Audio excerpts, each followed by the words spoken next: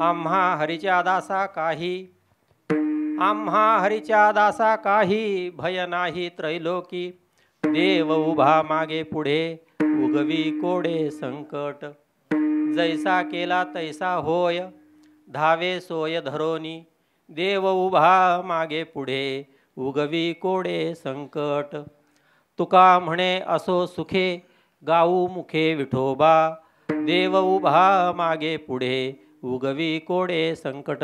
विठ्ठल विठ्ठल विठ्ठल विठ्ठल विठ्ठल. पांडुरंगा करू प्रथम नमन, दुसरे चरण संताची या. दुसरे चरण संताची या, दुसरे चरण संताची या. पांडुरंगा करू प्रथम नमन, दुसरे चरण संताची या. दुसरे चरण संताची या, दुसरे चरण संताची या. त्यांच्या कृपादाने कथेचा विस्तार, त्यांच्या कृपादाने कथेचा विस्तार. त्यांच्या कृपादाने कथेचा विस्तार. बाबाजी सद्गुरु दास तुका, बाबाजी सद्गुरु दास तुका, बाबाजी सद्गुरु दास तुका. त्यांच्या कृपादाने कथेचा विस्तार. बाबाजी सद्गुरु दास तुका, बाबाजी सद्गुरु दास तुका, बाबाजी सद्गुरु दास तुका.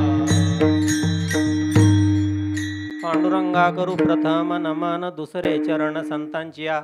त्यांचे कृपादाने कथेचा विस्तारू. बाबाजी सद्गुरु दास तुका, जयांचे केलिया स्मरण. होय सकळ विद्यांचे अधिकरण. तेची वंदू श्रीचरण श्री गुरूंचे ते नमस्कारोणी आता. गुरुर्ब्रह्मा गुरुर्विष्णू गुरुर्देव महेश्वरा. गुरु साक्षात परब्रह्म तस्मै श्री गुरवे नमः. माझी वाणी तुझे वर्णी गुणनाम, ऐसे देई प्रेम काही कळा.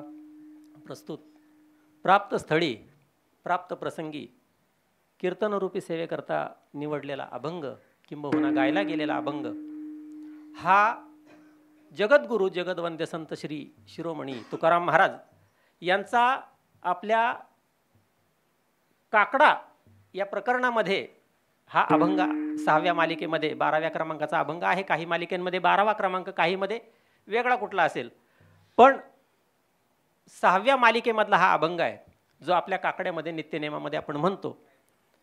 अभंगाचा भाव पराग आपल्यासमोर विशद करण्यापूर्वी थोडासा परिहार देणं वक्त्याचं कर्तव्य आहे. ते असं की कल्याण शहर वारकरी संप्रदाय प्रबोधन ट्रस्ट ही धार्मिक आणि सामाजिक या आपल्या कार्याचं एक एक पाऊल पुढे टाकत असताना काही उपक्रम जे प्रबोधनात्मक आहेत आणि सामाजिक आहेत ते राबवत असते. आणि त्यांचा हा उपक्रम जसा की गेल्या अधिक मासामध्ये संपूर्ण अधिक मास महिना अधिकस्य अधिकम फलम या न्यायाने देवघ्या कोणी आयता आला घर पुसोनी हे तुकोबारायांचं वाक्य सार्थ करण्याकरता लोकांच्या घराघरामध्ये म्हणजे केबलच्या माध्यमातून कीर्तन परंपरा तिथे घेऊन गेले अधिक मासामध्ये. आणि तोच काहीसा प्रकार आहे की हा श्रावण मास म्हटल्यानंतर भक्ती मासाचा महिना आहे नाही का. संपूर्ण हिंदू धर्मामध्ये श्रावण मास म्हटला की पावित्र्यता सगळ्यात प्रथम आपल्याला दिसते नाही का. आज दिवस कोणता आहे, आजच्या दिवसाचं मी महत्त्व तुम्हाला सांगत नाही का, पण आजचा जो दिवस आहे तो दिवस कशाचा आहे माहिती आहे का. शुचिरभूत व्हा आणि काय करा, पुढे जाऊन तुम्ही तप करा, देवाची आराधना करा. आणि आराधना करण्याकरता संपूर्ण श्रावण मासाचं हे महत्त्व आहे. आणि त्या निमित्तानं या ट्रस्टने यांच्या अंतर्गत कल्याण शहर वारकरी संप्रदाय संपूर्ण कार्यकारिणी सर्व भजनी मंडळ आणि सर्व जितके म्हणून त्याच्यामध्ये समाविष्ट होतील तितके बरं का नाही का. जो आये उसका भला, जो ना आये उसका भी भला. पण जेवढे म्हणून या ठिकाणी उपस्थित झाले त्या सर्वांचं या ठिकाणी हार्दिक स्वागत मी करतो आणि त्यांच्या वतीनं चालू असलेला हा उपक्रम आणि त्या उपक्रमातलं ही माझ्या वाट्याला आलेली एक कीर्तनाची सेवा आहे. विठ्ठल विठ्ठल. हो, हे कीर्तनरूपी वाक्पुष्प भगवंताच्या चरणारविंदी समर्पित करण्याचा योग जुळून आला. मला हेवा वाटतो, माझा भाग्याचा हेवा वाटतो मला की चांगली गोष्ट घडली, कीर्तनासारखा योग जुळून आला.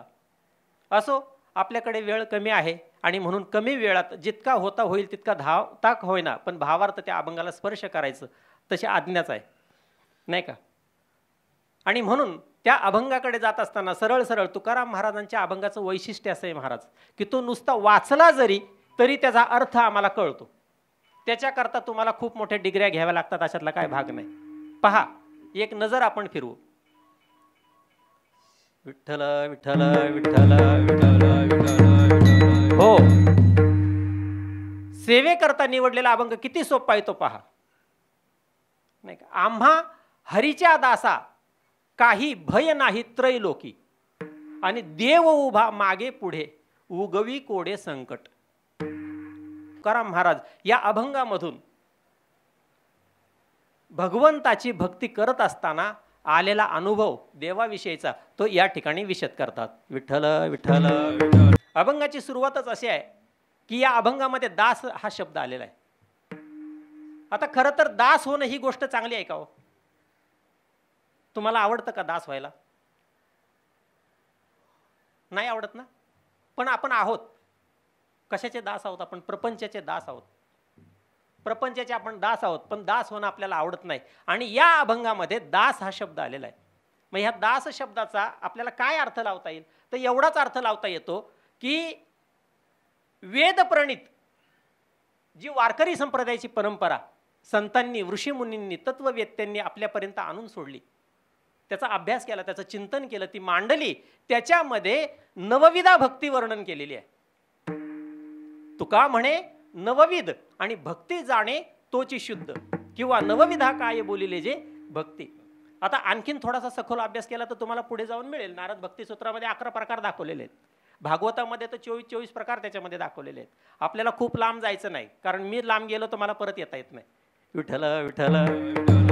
हो, मग हे नवविधा जी भक्ती आहे, या भक्तीमध्ये एक प्रकार येतो दास्य भक्तीचा.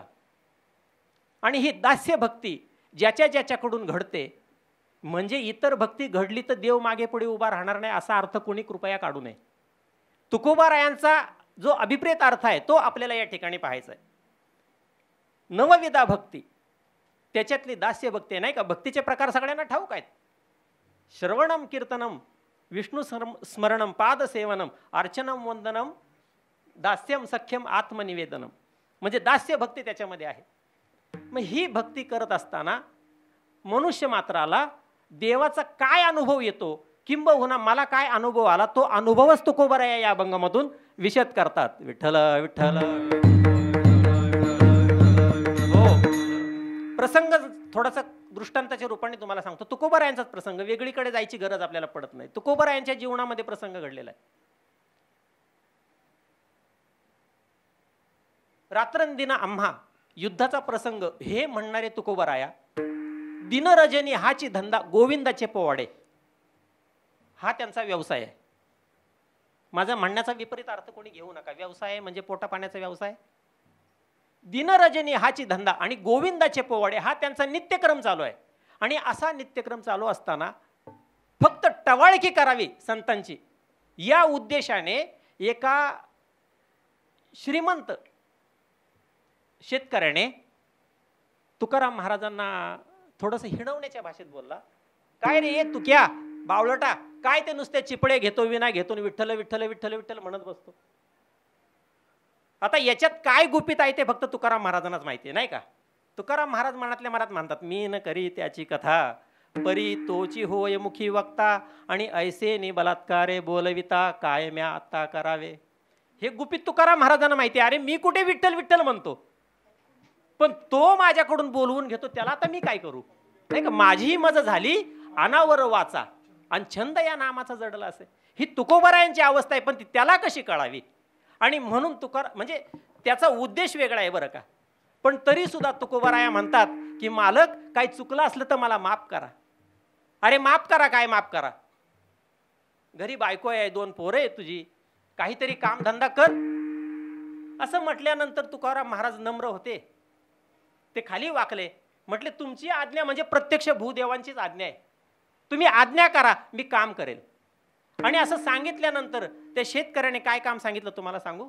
म्हटलं शेतामध्ये ज्वारीची कणसं घनदाट भरलेली आहेत माझ्या शेतामध्ये, आणि तुला काहीच काम नाही ना, मग इथं विठ्ठल विठ्ठल म्हणत बसण्यापेक्षा तिथं म्हणत बस. आणि चिमण्या हाकल म्हटला, पक्षी, कारण सगळं धान्य फस्त करतायत. तुकोबरायांच्या जीवनातला प्रसंग बरं का. आणि फस्त करतायत.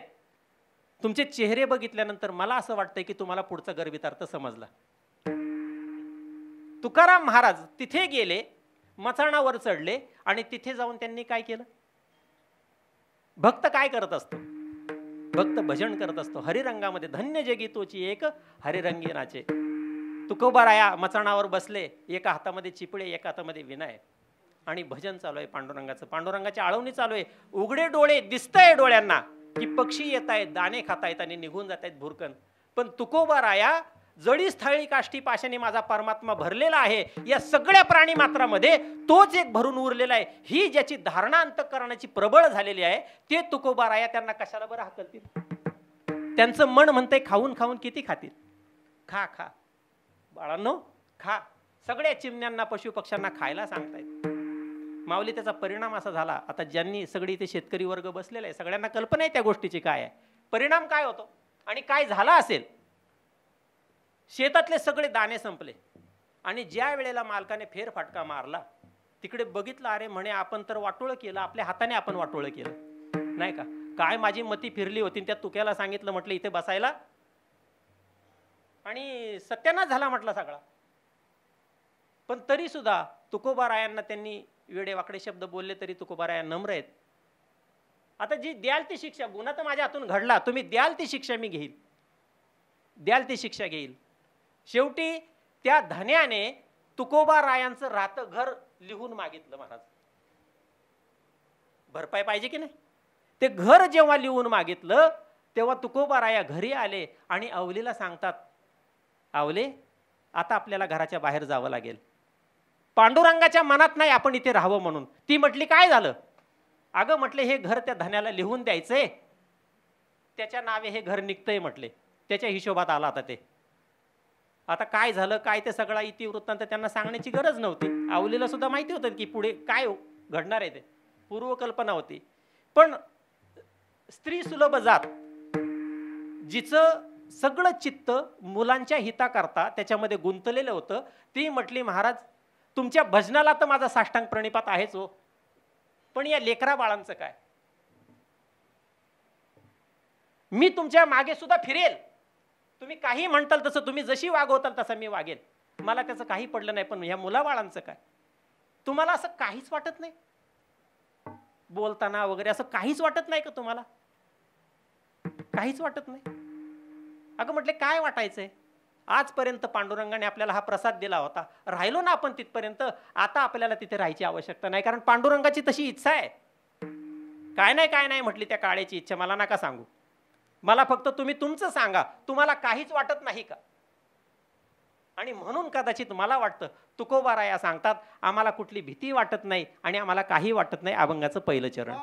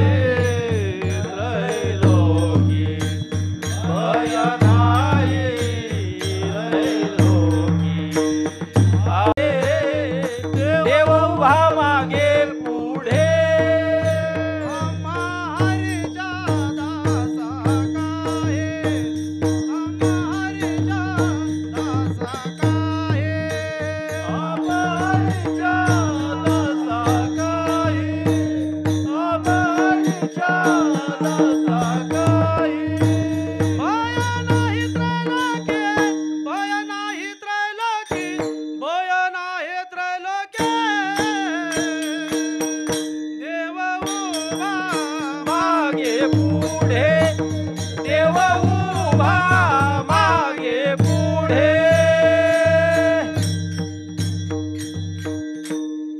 तुकोबारायांना जेव्हा विचारलं गेलं की तुम्हाला काहीच वाटत नाही का, मागचं पुढचं भय, जीवनाचं मरणाचं काहीच वाटत नाही का तुम्हाला?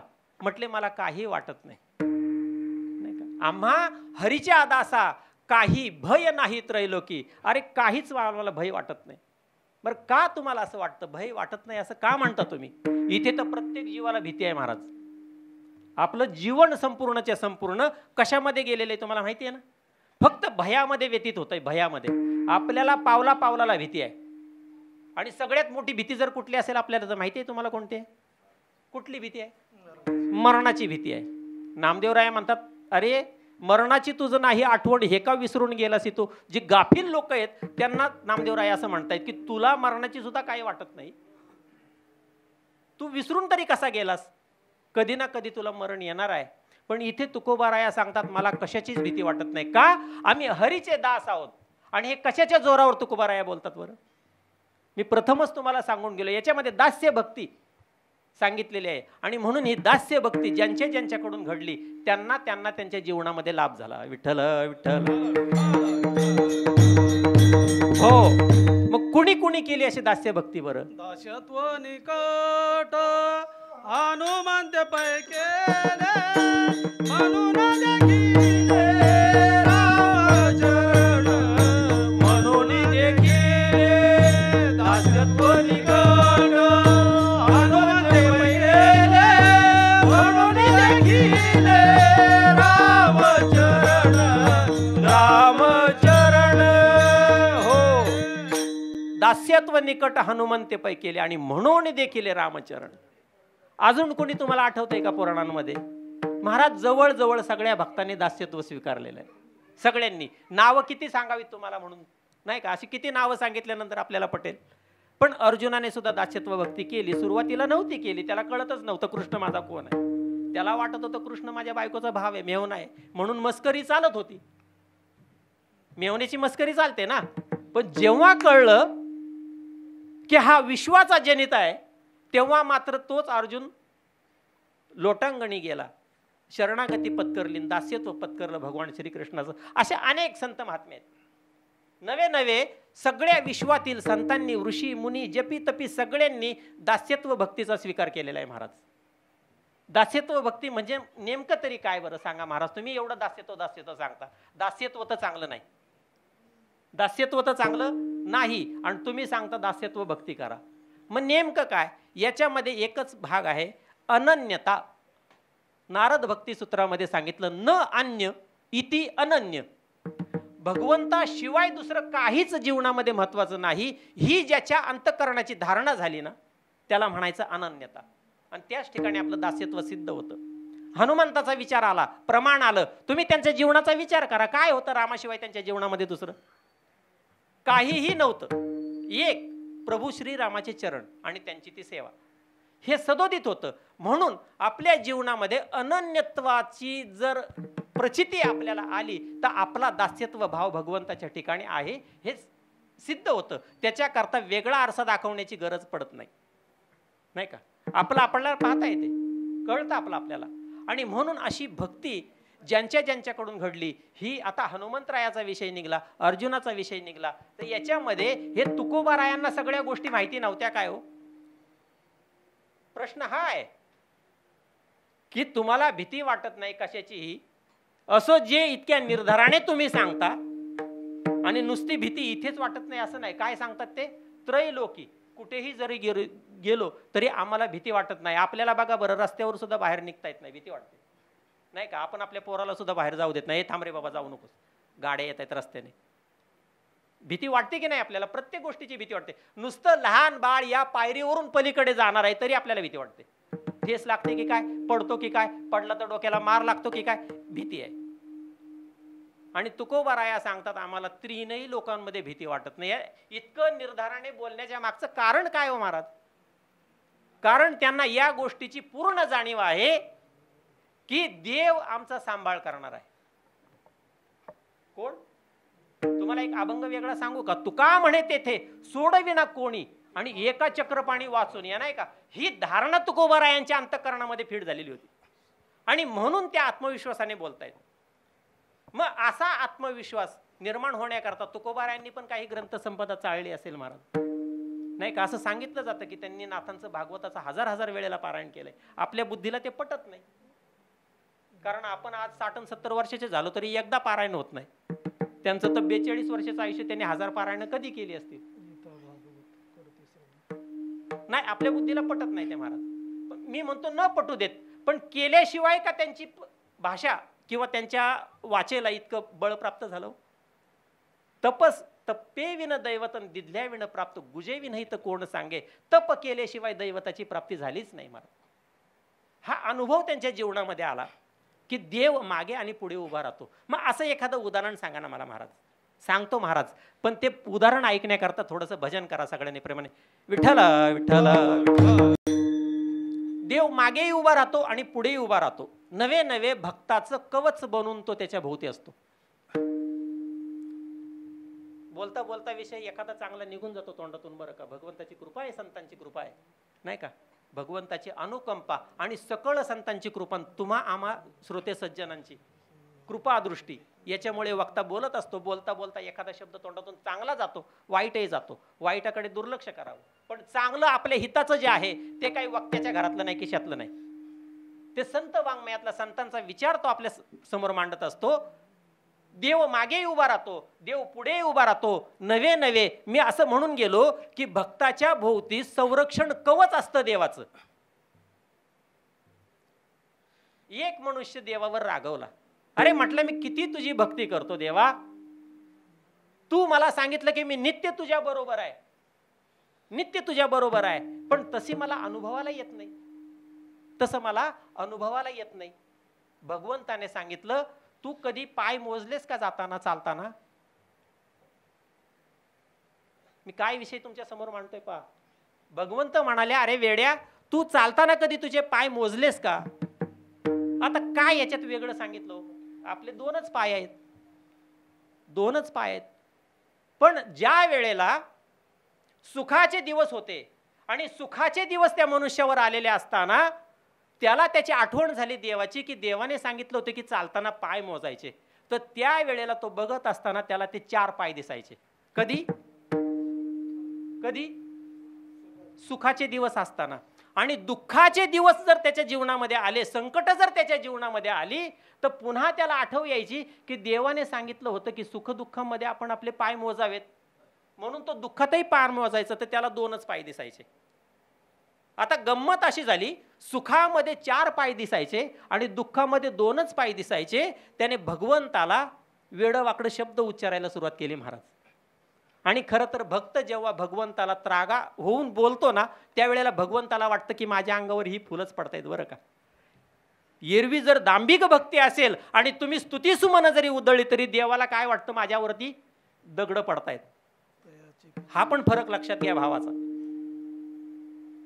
तो भगवंताला पुन्हा शरण गेला वेडं वाकडं बोलून. म्हटला, देवा पाहिली रे मी तुझी, तुझं औदार्य पाहिलं, तुझं आतापर्यंत मी जे जे ऐकलं ना ते आज मी बघितलं, बरं का.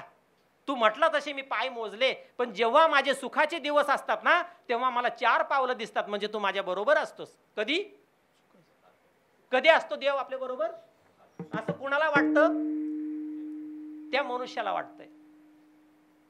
पण दुःखाच्या वेळेला मात्र, जेव्हा माझ्यावर संकट येतात, जेव्हा मला दुःख येतं, तेव्हा मात्र मला 2च पाय दिसतात. रे देवा, तू किती लबाड असशील.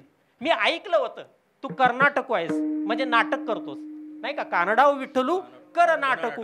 मी ऐकलं होतं तुझ्याबद्दल असं, पण आज मला कळलं बरं का, तू पक्का नाटकी आहेस म्हणून.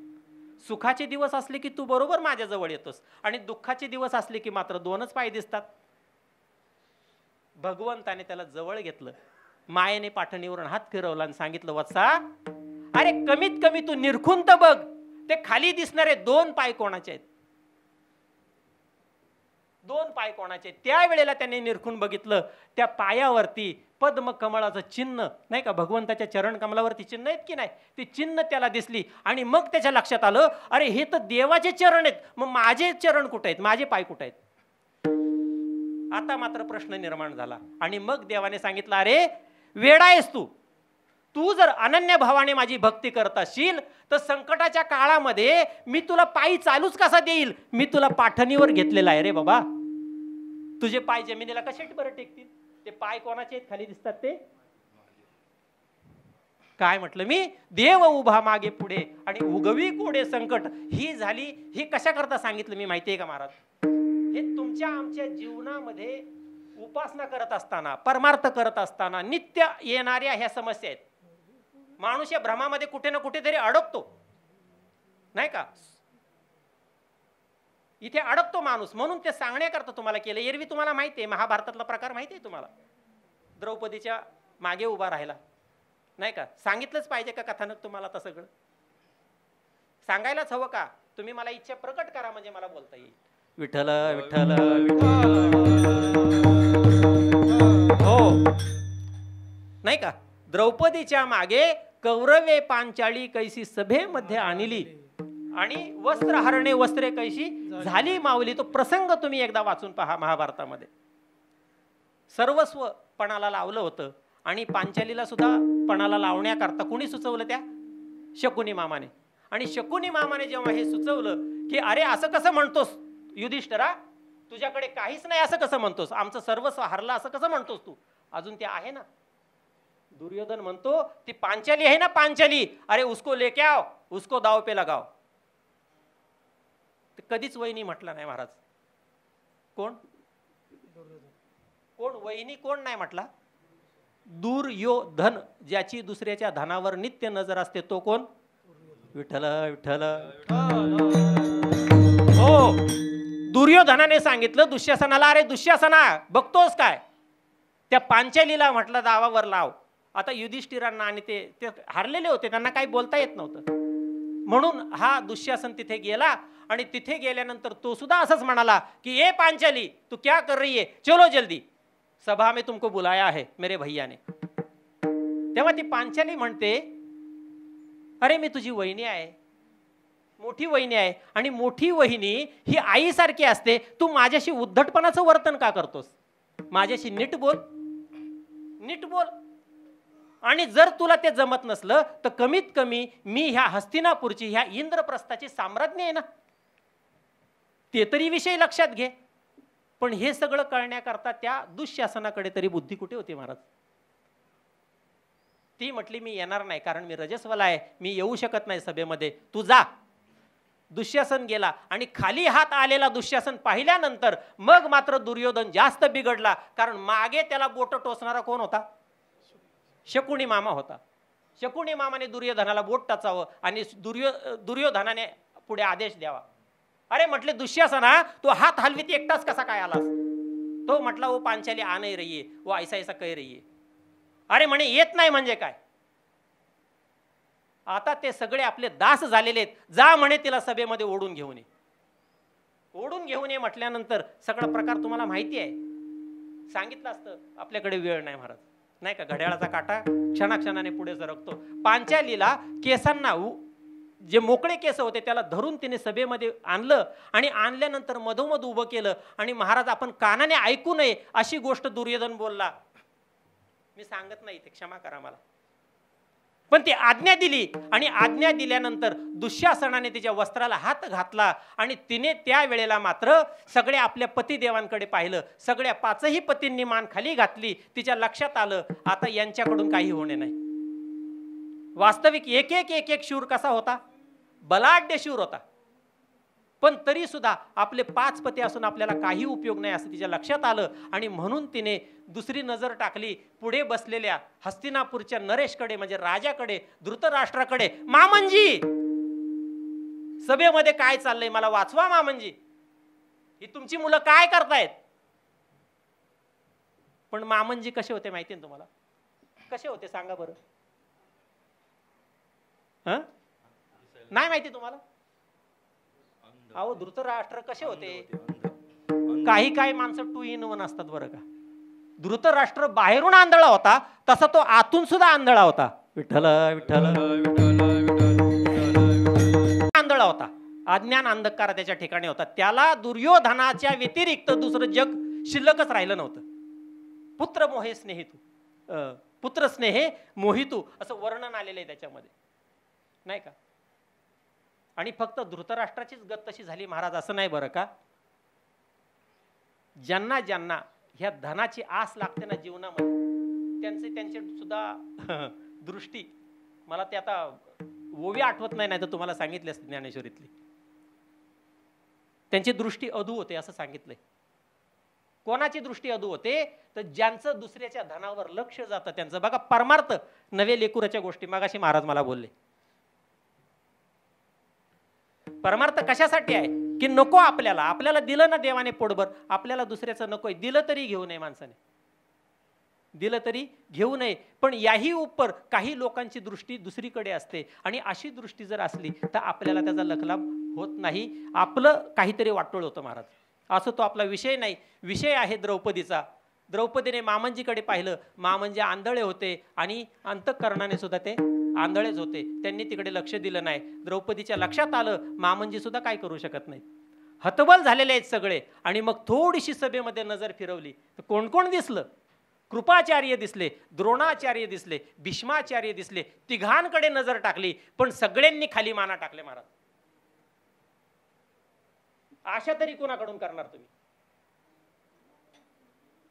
नाही, हा प्रश्न आहे की नाही? आशा तरी कोणाकडून करणार? जेव्हा आपलेच आपल्या विरोधात जातात तेव्हा तुम्ही कोणाच्या हातापाया पडणार? द्रौपदीला मोठा प्रसंग निर्माण झाला जीवनामध्ये महाराज. संकट याच्यापेक्षा किती मोठा असावं? आपल्या जीवनात काहीच संकट आलं नाही आणि म्हणून आपण हरीचं स्मरण करत नाही महाराज. लक्षात आली नाही का? मगाशी आपलं एक प्रमाण होऊन गेलं काय? की तुका म्हणे तुझ किंवा तेथे सोडविना कोणी, आणि एका चक्रपाणी वाचून या. त्या चक्रपाणी शिवाय सोडवणारा कोणीच नाही असं ज्या वेळेला तिच्या लक्षात आलं ना, त्या वेळेला द्रौपदीने टाहो फोडला महाराज.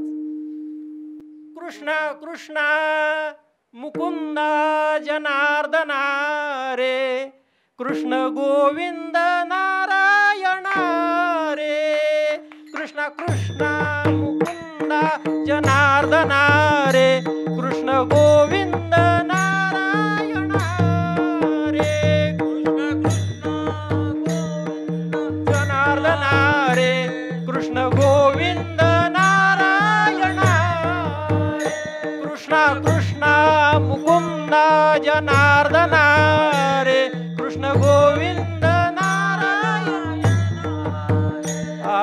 नारायण रे, नारायण रे, नारायण रे, नारायण रे, नारायण रे, नारायण रे, कृष्ण गोविंद नारायण रे, कृष्ण गोविंद नारायण रे,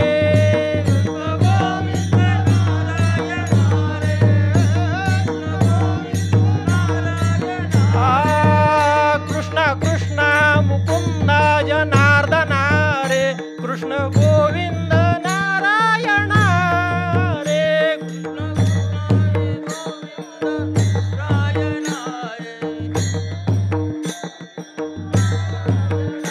हो.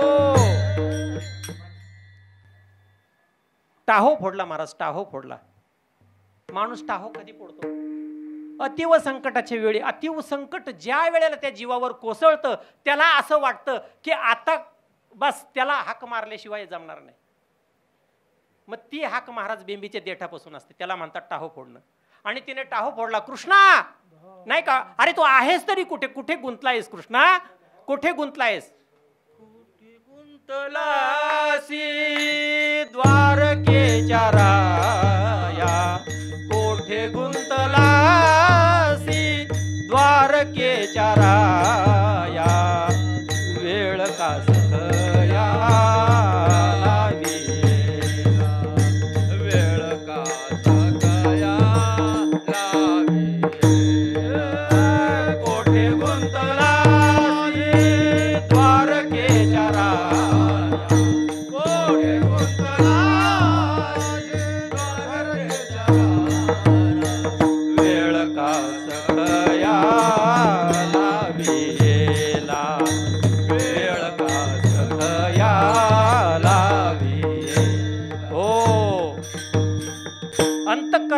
म्हणून हाक मारली की देवाला ऐकायला जाते बरं का. देवाला ऐकायला जाते, पण हाक कुठून मारावी लागते? अंतःकरणापासून, बेंबीच्या देठापासून मारावी लागते. आणि बेंबीच्या देठाला तेव्हाच रग लागते जेव्हा आपल्यावर अतीव मोठं संकट येतं महाराज. ही सुद्धा गंमत आहे महाराज परमार्थातली. दुख में सब कोई स्मरण करे, सुख में ना करे कोय. कबीरजी महाराज काय सांगतात की दुःखामध्ये सगळे देवाला स्मरतात हो, पण सुख में ना करे कोय. सुख में अगर स्मरण करे तो फिर दुःख काय को होय. आपली अवस्था आता इथे आहे, आपण सुखात आहोत म्हणून आपल्याला त्याची आठव होत नाही. आपल्याला सगळं आहे, ल्यावे खावे बरवे असावे संसारी आहेत, आम्ही चांगला पगार आहे नाही का. किती वाईट दिवस आले तरी आम्ही पोटाला पोट. मी तर नेहमी कीर्तनातून बोलत असतो महाराज, मला क्षमा करा, पण देव झोपेतून उठवताना तुम्हाला उपाशीच उठवतो का? असा कोण आहे हो अरे बाबा भरलंय पोट माझं ओ, असं कधी घडलंय का झोपेतून उठताना? पण निसताना कधीही कोणाला तो उपाशी निजू देत नाही, कधीही कोणाला उपाशी निजू देत नाही. माझा सांगण्याचा विषय एवढाच आहे की देव मागे उभा राहतो आणि पुढेही उभा राहतो, पण त्याच्याकरता देसी तेव्हा घेसी ऐसा अससी उदार. तो आपल्याकडून दासेतो भक्तीचं काहीतरी घेतो. द्रौपदीच्या जीवनामध्ये कृष्ण भक्तीच्या व्यतिरिक्त दुसरं काही नव्हतं. तिची लाज राखण्याकरता भगवंत स्वतः तिच्या मागे उभे राहिले. नुसते उभे राहिले नाही महाराज, नाही का. भागवतामध्ये वर्णन आलेले महाराज, नाही का. विषय आपला वाढत जाईल म्हणून मला त्याला आवर घालावा लागतो. पण भगवंताचे जे अनंत अवतार सांगितलेले आहेत त्याच्यातला एक हा अंबर अवतार आहेच. कोणता अवतार आहे? वस्त्र अवतार. तो अवतार द्रौपदीच्या लज्जा रक्षणाकरता भगवंताने धारण केला. मागे पुढे उभा राहे सांभाळीत, आली या आघात निवाराया, नाही का. अभंगाचं दुसरं देव उभा मागे पुढे, देव उभा मागे पुढे, देव उभा मागे पुढे, देव उभा मागे पुढे, देव उभा मागे पुढे, देव उभा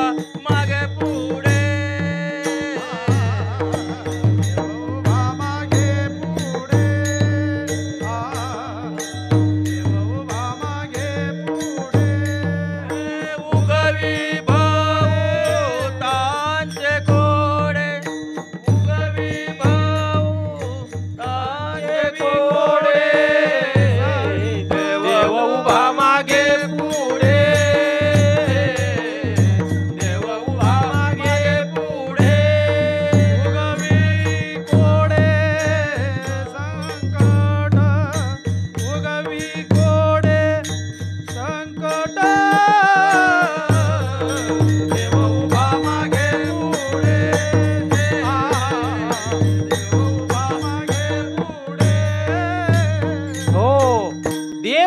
मागे पुढे उगवी कोडे संकट. जसा द्रौपदीच्या मागे तो उभा राहिला तसा अर्जुनाच्या पुढे उभा राहिला महाराज, आणि त्याचं रक्षण केलं. सगळ्यांना माहिती आहे की नाही. पण त्याची सुद्धा एक गंमत झाली महाराज. त्याच्याकरता सुद्धा एक दृष्टांत आहे, ह्याच्यातच आहे, महाभारतामध्येच आहे. एकदा हनुमंतराया आणि अर्जुन यांची गाठभेट झाली. बहुधा असं होतं, आपली भेट होते पण गाठ होत नाही. माझा शब्द जरा तुम्हाला अडचणीत आणणार आहे. बऱ्याच वेळेला तुमची आमची भेट होते पण गाठ होत नाही. भेट आणि गाठ म्हणजे निकट संबंध, स्नेहबंध जुळत नाहीत. नाही तर असे खूप लोक आपल्याला भेटतात पण आपल्या काय सगळ्यांची गाठी होतात का? भेटी सगळ्याच्या होतात पण गाठी होत नाहीत. आणि त्यांची गाठभेट झाली, स्नेहबंध. दोघे एकमेकाला भेटल्यानंतर एकमेकांना परिचय विचारला. अरे म्हटले मी हनुमंत आहे. तो म्हटला मी अर्जुन आहे. मला ओळखलं नाहीस का? अर्जुनाच्या ठिकाणी थोडंसं होतं, मला ओळखलं नाही का मी कोण आहे. असं कधी कोणाला म्हणू नका मी कोण आहे मला माहिती नाही का तुला, मला ओळखलं नाही का. अडचणीत येतं माणूस त्याच्याने. अच्छा, गंमत अशी झाली, दोघांनी एकमेकांना आपला परिचय विचारला आणि परिचय विचारल्यानंतर अर्जुन म्हणतो तू तोच का हनुमंत? ज्याने वानर सेना एकत्र केली आणि या ठिकाणी सेतू बांधला म्हटले समुद्रावर. हो म्हणे मी तोच आहे. मग अर्जुनाच्या ठिकाणी जो मी होता तो मी असा आतून उचंबळून आला बरं का बाहेर. म्हटलं का रे, ज्या रामरायाचं तू भजन करतो तो तर धनुर्धारी आहे ना, मग त्याने माकडांना कामाला लावलं. तो जर धनुर्धारी होता, ज्याचा जो विषय असतो तो त्याच्याविषयी बोलतो नाही का. अर्जुनाचा विषय काय होता? धनुष्यबाण. आणि राम सुद्धा कोण आहेत? धनुर्धारी आहेत. म्हणून अर्जुनाने त्या विषयाला हात घातला की तुम्हाला माकडांना तिथे कामाला लावलं, वानरांना, आणि तो सेतू बांधायचं काय काम होतं? तो जर देव आहे आणि तो जर धनुर्धारी आहे तर तो बाणाचा पूल तयार करू शकत नाही का? हनुमंतराया त्यांच्या लक्षात आली गोष्ट बरं का. आतमध्ये कुठेतरी जरा बिघाड झालाय. तो बिघाड झालाय असं लक्षात आल्यानंतर हनुमंतरायांनी हात जोडले आणि म्हटले तुमचं बरोबर आहे आणि आमचे प्रभू ते करू शकतात, किंबहुना केलंही असतं, पण आमची माकडाची जात आहे म्हटले. आमची माकडाची जात काही सरळ चालत नाही का. आता विरुद्ध घ्या, जे सरळ चालत नाहीत ती कोणाची जात आहे? विषय सोडून द्या. आमची माकडाची जात आहे म्हटले, आम्ही काही सरळ चालत नाही. आणि म्हणून रामरायांनी कदाचित तो निर्णय घेतला असेल. अरे म्हणे त्यांना जमतच नव्हतं. हनुमंतराया म्हटला अरे ते बाणांचे पूल काय टिकणार आहे का माकडांच्या उड्या मारण्यात? तर तुटून जाणार. अर्जुन म्हटला असा कसा तुटेल? मी पूल बांधतो, तू तोडून दाखव.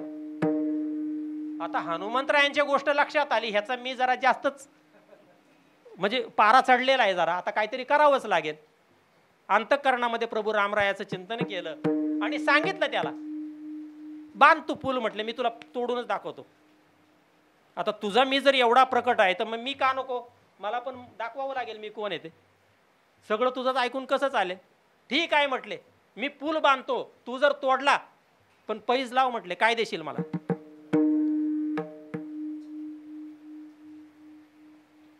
हनुमंतराया म्हणले तू जर पूल बांधला आणि जर मी तोडला तर तू मला काय देशील? अरे म्हटलं मी काष्टाग्नी भक्षण करेल. कोण म्हणतं हे? अर्जुन म्हणतो मी अग्निकाष्ट भक्षण करेल, अग्नीच्या म्हणजे अग्नीमध्ये उडी घेईल म्हटलं, मी माझं जीवन संपवून टाकेल. हे सगळं माझ्यापर्यंत झालं, पण जर समजा तुझ्याकडून पूल नाहीच तुटला बाणांचा तर तू मला काय देशील?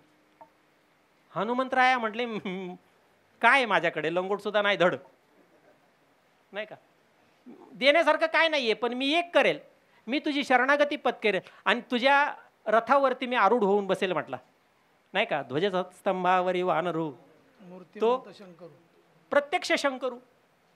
ध्वजस्तंभावरी बघितलं नाही हे सगळं चित्र तुम्ही? हनुमंतराया भगवान शिवशंकर हनुमंतरायाच्या रूपाने तिथे विराजमान आहेत. ही घटना तिथे घडलेली आहे बरं का. आणि मग मात्र प्रसंग असा निर्माण झाला, दोघांचं एकमेकांचं ठरलं काय करायचं ते.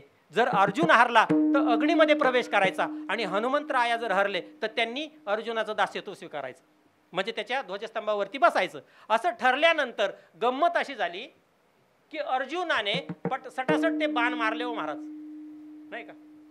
आता तो स्वर्गापर्यंत बाण मारणारा धनुर्धारीच होता तो नाही का. जेणे संग्रामी हरू जिंतीला आणि पवाडा तुवा गेला गंधर्वाशी, अशी ज्याची ख्याती आहे. तो अर्जुनाला काय कमी होतं, त्याने ते बनवलं बरं का पूल. आणि पूल बनवला. हनुमंतरायांनी प्रभू रामचंद्राचं मनातल्या मनात चिंतन केलं महाराज. किती थोडंसं चिंतन केलं, फक्त नाव घेतलं आणि एक उडी मारली तसा तो पूल खाली. अर्जुनाला वाटलं काहीतरी नटबोल्ट फिट करायचे राहिले का काय कोणास ठाऊक एखादा. पुन्हा दुसरा पूल बनवला, पुन्हा हनुमंतरायांनी उडी मारली, पुन्हा पूल तुटला. पुन्हा तीनदा झालं महाराज. आता तीनदा झालं म्हटल्यावर तुम्ही हारले हे सपशेल आहे की नाही. अर्जुनाच्या गोष्ट लक्षात आली आणि अर्जुनाने लाकडं गोळा केली. आता त्या काळात काय अवघड नव्हतं, आता एखादं शोधायचं म्हटलं तर सापडत नाही. त्या काळात सगळी जंगलातली लाकडं गोळा केली, अग्नी लावला आणि अग्नीला 5 प्रदक्षिणा घालायच्या आणि अग्नीमध्ये देह समर्पित करायचा असं ठरलं अर्जुनाचं. हनुमंतराया आता आपलं श्रीराम जय राम जय जय राम श्रीराम जय राम भजन करत बसलेले शांत. त्यांच्या ठिकाणी कुठल्याही प्रकारचा त्यांच्या चित्तामध्ये विकल्प निर्माण झालेला नाही. त्यांना माहिती होतं मागे पुढे उभा राहे सांभाळीत. आणि अर्जुनाच्या 1 प्रदक्षिणा झाली, 2 प्रदक्षिणा झाल्या, 3 प्रदक्षिणा झाल्या, 4 झाल्या महाराज. आता 5वी प्रदक्षिणा पूर्ण होणार आणि अर्जुन अग्नीच्या कुंडामध्ये उडी टाकणार. तेवढ्यात असं शुभ्र धोतर घातलेला आणि उघडा म्हातारा ज्याचे केस पिकलेले आहेत, गळ्यामध्ये एक उपरणे असा येऊन तिथे अवचित अकस्मात उभा राहिला बरं का. आणि त्याने आवाज दिला, म्हटला पोरांनो काय चाललंय रे. तर म्हातारा आवाज देतो, पोरांनो काय चाललंय रे. त्यावेळेला अर्जुन थबकला. आता 4:30 प्रदक्षिणा झाल्या ना, अजून अर्धी बाकी आहे. थबकला आणि नेमकं अर्जुनाला विचारलं काय चाललंय. हनुमंतराया शांत बसलेले आहेत. अर्जुनाला विचारलं आणि अर्जुनाने सगळा घडलेला इतिवृत्तांत सांगितला. अशी अशी आमची पैज लागली होती, मी हारलो आणि मी बोलल्याप्रमाणे अग्नीच्या स्वाधीन होत आहे, असा सगळा इतिवृत्तांत सांगितला. तो म्हातारा म्हटला हे सगळं कोणाकोणात ठरलं. म्हटलं आमच्या दोघात ठरलं. मग हारला कोण आणि जिंकला कोण हे बघण्याकरता पुरावा कोण आहे.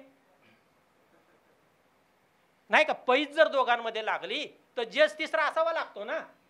खऱ्या रीतीनं हारला कोण आणि खऱ्या रीतीनं जिंकला कोण हे सांगण्याकरता जज नको का. मग तो जज कुठे आहे म्हटले तुमच्या इथं. अरे अर्जुना तू हारलाच नाही, कोण सांगतो तू हारला. अहो मी 3दा पूल बांधला, 3दा तुटला. म्हातारा सांगून काय ऐकेना. शेवटी म्हातारा म्हटला ठीक आहे परत पूल बांध, बघू कसा तुटतो, मी इथे पुरावा राहतो म्हटले. आणि म्हातारा तिथे उभा राहिला आणि अर्जुनाने पूल बांधला. हनुमंतरायाने किती जरी उड्या मारल्या तरी पुलाला टिचभर सुद्धा धक्का लागला नाही. महाराज धक्का लागला नाही. अर्जुनाला हे कळे ना, अर्जुनाला कळे ना, मगाशी 3 पूल बांधले, एका एका उडीत पुलाचा सत्यानाश झाला आणि आता असं कोणती MMRDA आली का कोणती आली म्हटले, असं काय पूल बांधलाय. म्हणून अर्जुनाने आपल्या अंतःकरणातली शंका दूर करण्याकरता त्या पुलाच्या खाली जाऊन बघितलं. माऊली त्याला काय दिसलं सांगू तुम्हाला. अभंगाचं 2रं चरण पुन्हा. मागे पुढे उभा राहे सांभाळीत, आली आघात निवारा, आली आघात निवाराया. हो, त्यांच्या लक्षात आलं की माझ्या जीवनामध्ये काही संकट निर्माण झालं तर भगवान श्रीकृष्ण एका रूपाने म्हातारा म्हणून इथं उभा आहे, पण प्रत्यक्ष भगवान श्रीकृष्ण आपलं चक्र त्या पुलाला लावून उभा आहे. पुलाच्या खाली कोण उभा आहे. भगवान श्रीकृष्ण आपलं सुदर्शन चक्र त्या ठिकाणी लावून उभा आहे. त्यांचं दर्शन जेव्हा झालं तेव्हा मात्र त्याच्या लक्षात आलं की आलिया आघात निवाराया. आतापर्यंत मला जर कुणी नागवलं असेल तर कुणी नागवलं असं कुणाला वाटतंय. अर्जुनाला वाटतंय की मला कुणी नागवलं आतापर्यंत, कुणी नागवलं. जर तुम्ही आतापर्यंत शांत चित्ताने कीर्तन ऐकलं असलं तर तुमच्या पटकन लक्षात येईल कुणी नागवलं आतापर्यंत अर्जुनाला. मी. महाराज हा मी आपल्याला बाजूला टाकायचा आहे. हा मी आपल्याला बाजूला टाक. आणि तेवढेच करता परमार्थाचा उद्देशच तो आहे जीवनामध्ये. माळ घालावी, परमार्थ करावा, साधना करावी. का मी कोण आहे याचा विचार करायचा आहे आणि तो मी बाजूला टाकायचा आहे. असो, अर्जुनाच्या ती गोष्ट लक्षात आली. लक्षात आल्यानंतर मग तुकाराम महाराजांना हे सगळं माहिती होतं. म्हटले तो ज्या देवाविषयी तुम्ही असं सांगता की मागे पुढे उभा, कारण तो दिसत तर नाही कुठे. जो आहे तो मूर्त रूपाने आहे, अमूर्त रूपाने तो परमात्मा तुमची सहाय्यता करतो. तर हे कसं काय बरं शक्य आहे. तो आहे तरी कसा, तो आहे तरी कसा. अरे तुकाराम महाराज म्हणाले तो कसा आहे म्हणून तुम्हाला काय सांगू, नाही का. त्याला रूप नाही, रंग नाही, नाही वर्ण छाया. तो असा आहे बाबा. तुम्हाला काय समजावून सांगू म्हटले. तो कसा आहे म्हणून मला तुम्हाला सांगता येणार नाही, पण जया चित्ती जैसा भाव त्याशी तैसा पावे देव, असा मात्र तो आहे. विठ्ठल विठ्ठल. हो, तुमच्या चित्तामध्ये जसा भाव असेल, जैसा केला तैसा होय. आणि धावे सोय धरुणी. कुणासाठी धावला महाराज, कोणाकरता त्याने अशी सोय करून ठेवली. असं कोणी आहे का. आम्हाला उदाहरण सांगा म्हणजे आम्हाला कळेल. आम्हाला तुम्ही बोलता ते कळत नाही. कीर्तन करायला माणसं म्हणतात सर्वसामान्य. तुम्ही काय सांगितलं आमच्या डोक्यावरनं गेलं. म्हणून आम्ही दृष्टांत द्या, कथा सांगा, म्हणजे तुमचा मुद्दा आमच्यापर्यंत पोहोचेल. मग असा कोण आहे. जैसा केला तैसा होय याचा शब्द अर्थ मी सांगून गेलो. जैसा केला तैसा होय, जैसा केला तैसा होय, जैसा केला तैसा होय, जैसा केला तैसा होय.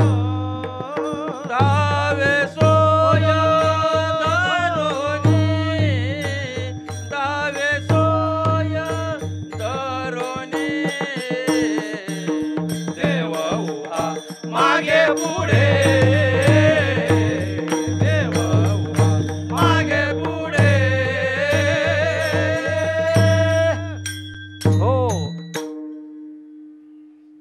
जैसा केला तैसा होय आणि धावे सोय धरोणी. आता याच्या करता आपली वेळ संपत आलेली आहे, पण 1-2 मिनिट महाराज मला क्षमा करून द्या.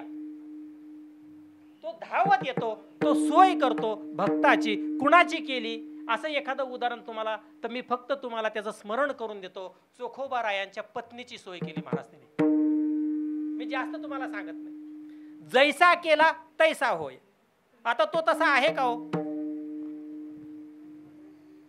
नाही का? कटेवरकर, समचरण. पण इथे येताना तो कसा झाला? चोखोबा रायांना किंवा त्यांच्या पत्नीला जे वाटत होतं की तुमच्या बहिणीला घरी पाठवून द्या बाळंतपणा करता, तर तसा तो झाला. चोखोबा रायांची बहीण तो झाला आणि चोखोबा रायांची बहीण होऊन त्यांच्या घरी आला. असू द्या महाराज, वेळ झाला, प्रमाण आता घ्यायला वेळ नाही. चोखोबा रायांच्या घरी आला, बाळंतपण केलं, सगळा कथाभाग तुम्हाला माहिती आहे महाराज. पण तिची सोय करून दिली की नाही? सगळी सोय व्यवस्थित करून दिली की नाही? धावे सोय धरोणी. तुकाराम महाराजांना ह्या सगळ्या गोष्टी अंतःकरणापासून ठाऊक आहेत महाराज. त्याचं सुद्धा कारण आहे, कारण तुकाराम महाराज हे काय आजच होते किंवा कालच होते अशातला भाग नाही, नाही का? ते सांगत नाही. पण जेव्हा जेव्हा झाले तुम्ही तेव्हा तेव्हा होतो. म्हणजे ईश्वर जेव्हा जेव्हा अवतार घेतला भगवंताने तेव्हा तेव्हा तुकाराम महाराज होत म्हणतात आम्ही तुमच्या बरोबर होतो. तसं तुकोबा रायांना हे सगळं ठाऊक आहे अंतःकरणातून. आणि म्हणून तुकोबा राया सांगतात आम्ही आमच्या जीवनामध्ये सुखी आहोत महाराज, सुखी आहोत आम्ही. आता आम्हाला कशाचीही गरज नाही. एकच करू, एक गाऊ आम्ही विठोबाचे नाम आणि अनिकापे काम नाही. आता शेवटचं चरण. तुका म्हणे असो सुखे,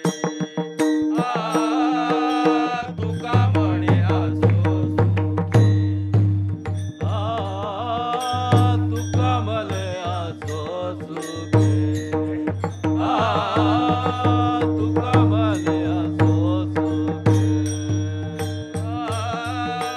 तुका म्हणे असो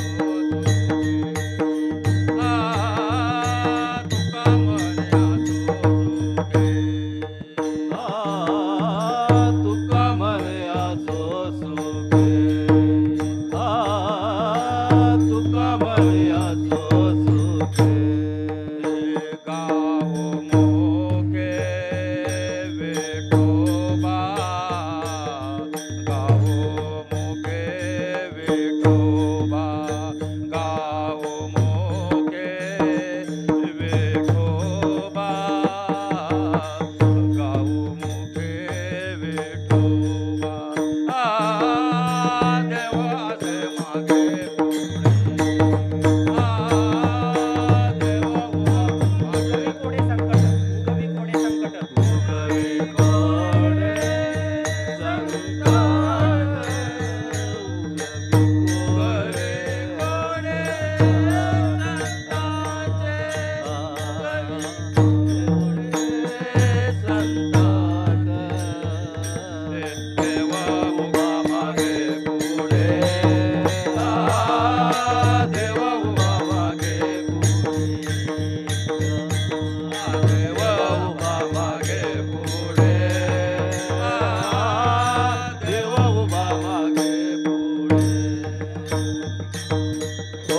तुकोबा राया म्हणतात आम्ही आमच्या जीवनामध्ये सदैव सुखी आहोत.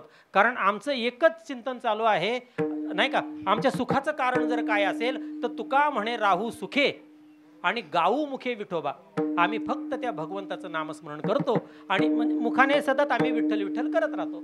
आणि म्हणून आपण सुद्धा आपल्या जीवनामध्ये काय करायचं असतं, तर ज्या ऋषी मुनी जपी तपी यांनी जो मार्ग आपल्या समोर घालून दिलेला आहे, संत मार्ग घालून दिलेला आहे, तो कशा करता दिलेला आहे? आपल्याला दुःखाच्या दरीत लोटण्याकरता तर निश्चितच नाही महाराज, नाही का? आपल्याला नाही का सुखी व्हावं याच्याकरता संत महात्मे आपल्याला मार्ग दावून गेले आधी. आणि दयानिधी संत ते तेणेची पंथे चालो जाता न पडे गुंता कोठे काही. त्यांनी घालून दिलेला मार्ग आहे की तुम्ही भगवंताचं नामस्मरण सदोदित करा. ते नामस्मरण आपण या ठिकाणी करणार आहोत मोठ्या प्रेमाने. विठोबा